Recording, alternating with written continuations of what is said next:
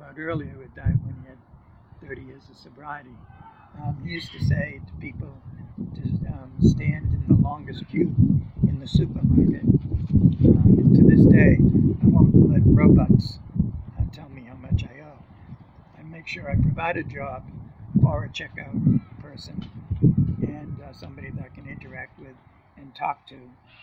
And if it's a long line, I wait there patiently, knowing that there's things that I could be doing inside my head or looking around, observing, rather than be so efficient that I don't have human contact and I don't teach myself patience.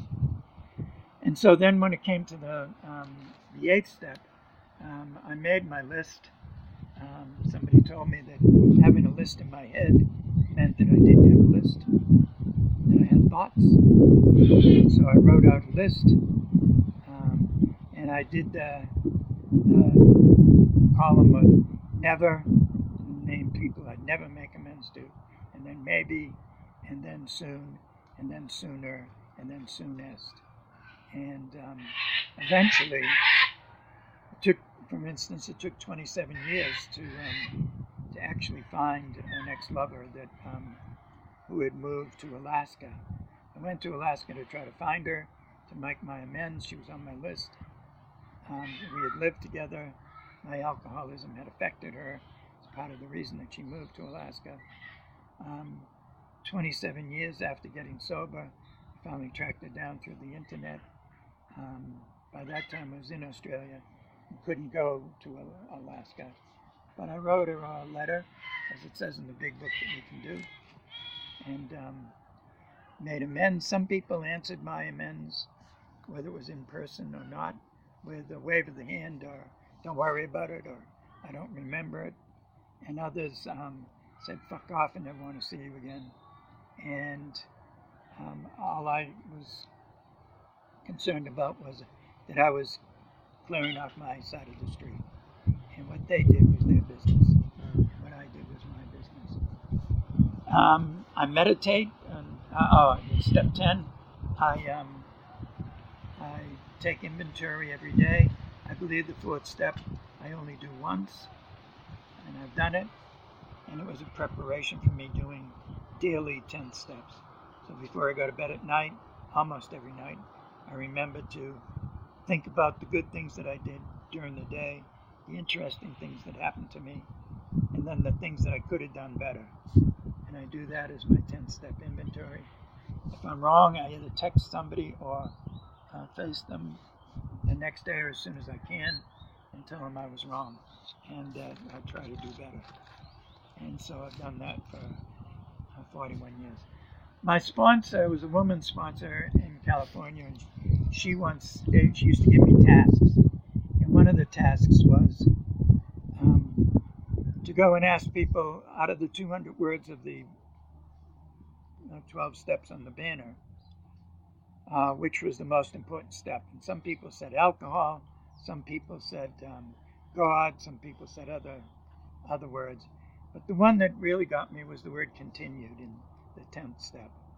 It says continue to take inventory, and when we're wrong, promptly admit it. That ties in with the fact that I don't do more than one 4th step. I've just done the 1 4th step, which, by the way, I read every 6 months on my AA birthday and on my half birthday. And so it reminds me of who I used to be and who I can go back to being. I don't burn it. I'm conscious of my 4th step, which I did as best I could at the time. My daily 10th step, though, keeps me on the straight and narrow, and it keeps me with my conscious contact with my higher self. Another way that I do that is in the 11th step, I meditate. I don't pray. I don't believe in prayer. I think it's bullshit. I think it makes people feel good, but if you bury a diamond in your backyard, and then you tell people I got a diamond in my backyard, and it's sitting there making me feel good, and I talk to it all the time, that makes as much sense to me as somebody. There's two ways, basically, that people pray. One is they say things out loud, and I think Jesus said, what are you talking out loud for? Don't you have a private place that you could go to where other people won't see you praying? And I know we all say the Serenity Prayer in Australia rather than the Lord's Prayer, which for me is a gimme prayer. Give me this day our daily bread and all that. Whereas I don't say the first word of the Serenity Prayer. I look at it as myself asking me to, or my higher self or the universe or whatever, to give me a grant. And in Australia, you get a grant from the government. First, you have to make a proposition that the money is going to be for. Then they give you the money. Then they require a report to say how you acquit the grant. And so, in terms of the 11th step, I don't pray other than not saying the first word of the Serenity Prayer and looking for the difference between the people that I cannot change, which whenever even when I say in the Serenity Prayer the things I cannot change, I remind myself the only thing I can't change is other people. The only thing I can change is myself. And then, but with meditation, I've meditated for many, many years. I did siddha meditation to learn how to meditate. I asked the lady at the bookstall at siddha meditation which book I should buy, and she said, don't buy any book. And I said, but you're sitting here selling the books. And she says, you don't need a book to meditate. Just go inside yourself. And you can either look at a candle, or you can say the word one over and over again, or the word love over and over again, or whatever. And or you can chant, or you can do lots and lots of things. And it's all about controlling your own mind. It's about what we now know as mindfulness. And so I never bought a book on it. I've read articles and stuff like that. I've listened to tapes.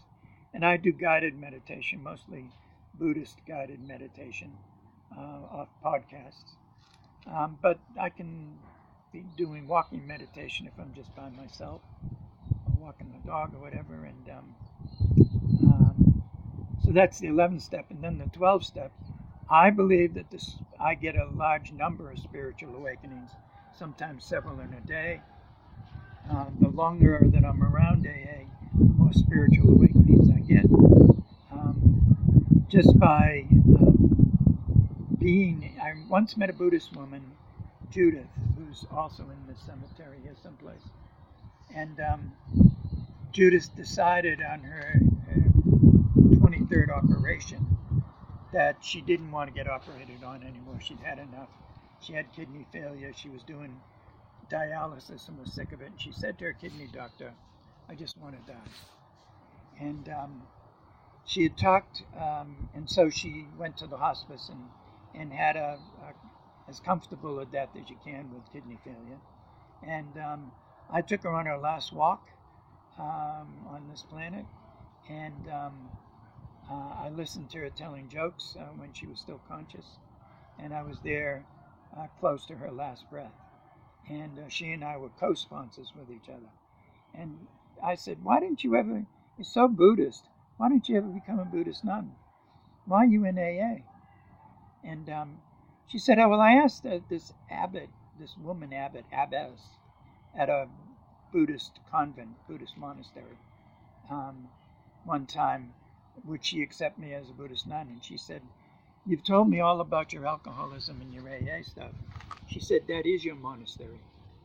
She said, sick people come to you, and they could come to this monastery, and I wouldn't be able to stop them from drinking, even though Buddhists have one of their precepts for both lay people and monks and nuns, not to drink, not to take intoxicants of any sort. She said, but I could talk to them till I'm blue in the face, but you could talk to them for 10 minutes, and I've seen you do it. And the next thing you know, they don't drink the rest of their life, Judith. And she said, AA is your monastery. Just stand there, and people will come up to you. You're not going to make them Buddhist. They'll be whoever they are, but you just tell them what you've done. And they'll stop drinking. I've seen you do that with people. And so I've decided that being a humanist with Buddhist leanings being an atheist, like a Buddhist, like the Dalai Lama is. For me, that spiritual awakening is of the educational variety, time after time after time, day after day. Van Morrison sings that song about enlightenment, and he says, "I don't know what it is."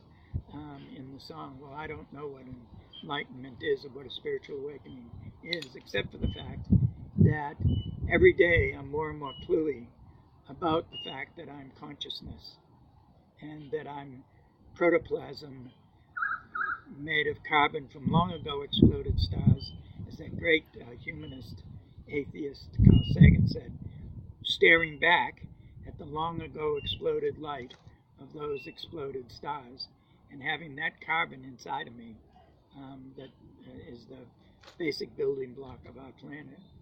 So, but maybe not of the whole universe. So here I am, bit of consciousness walking around.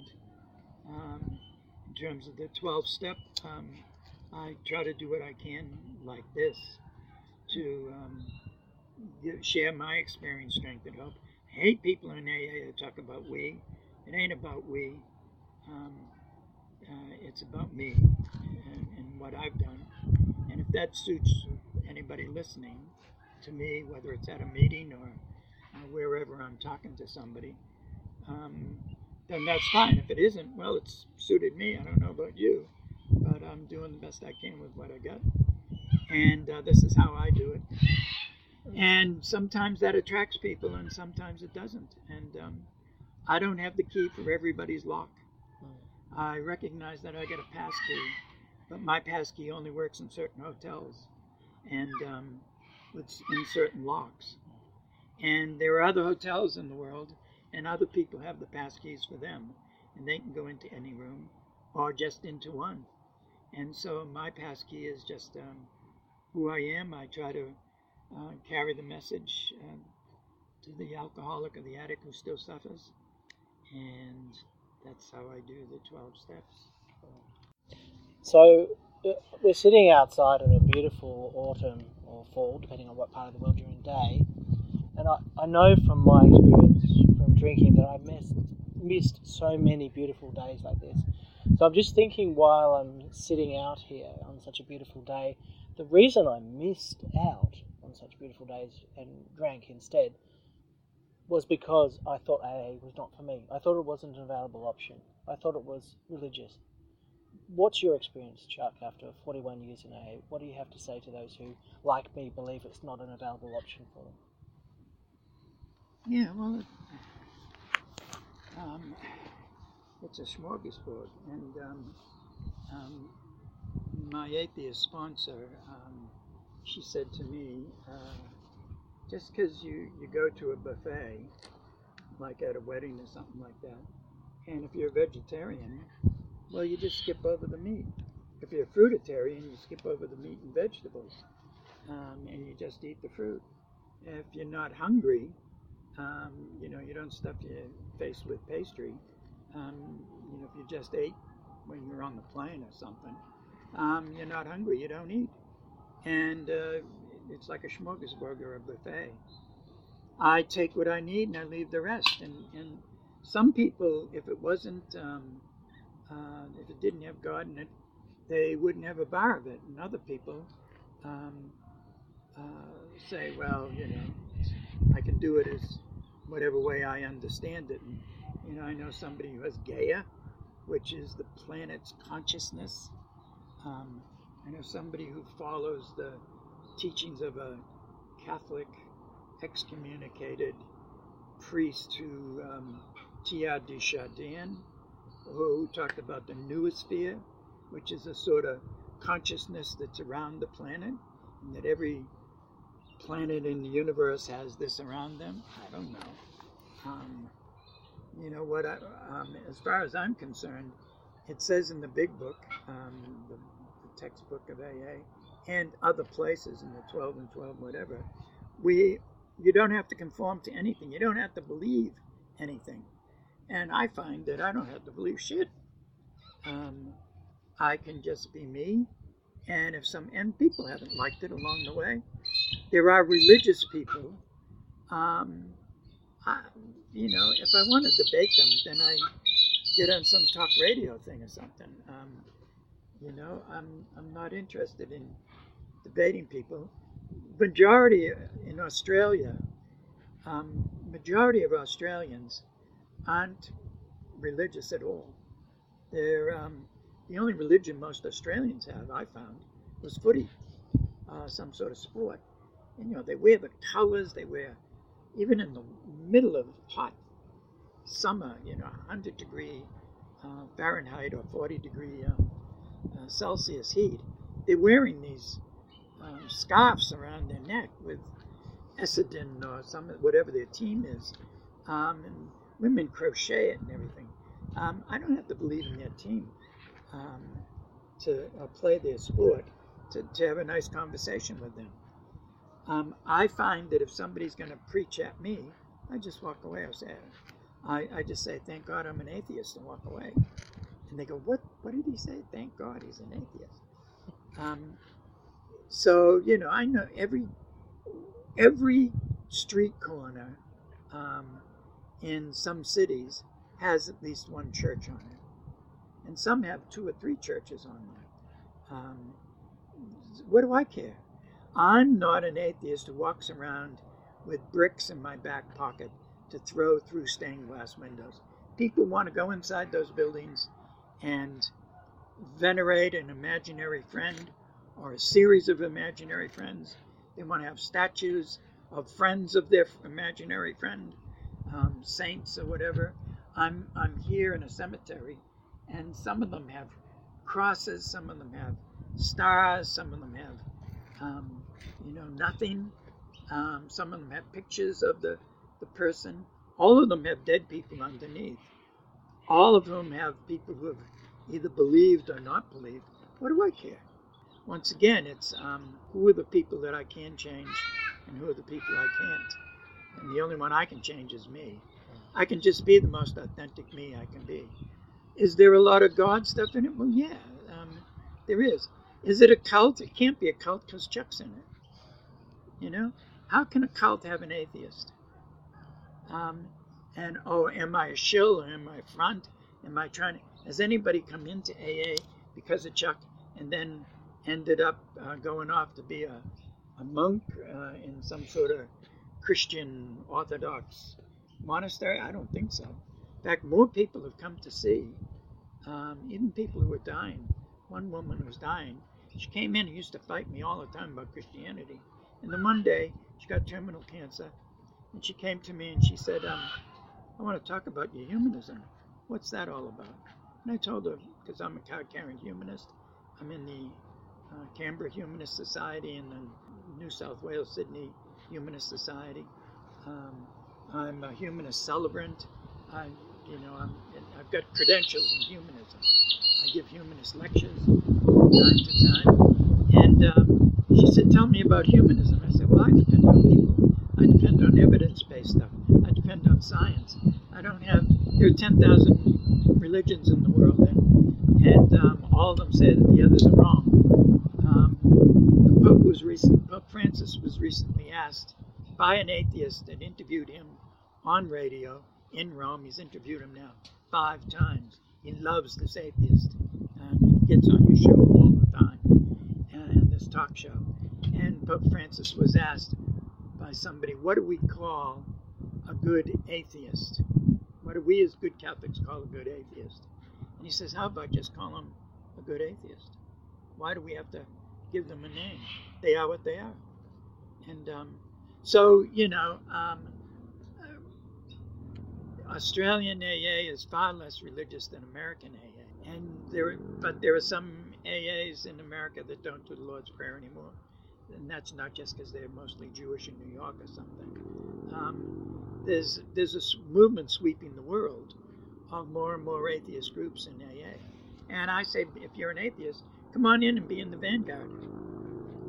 Absolutely. All right.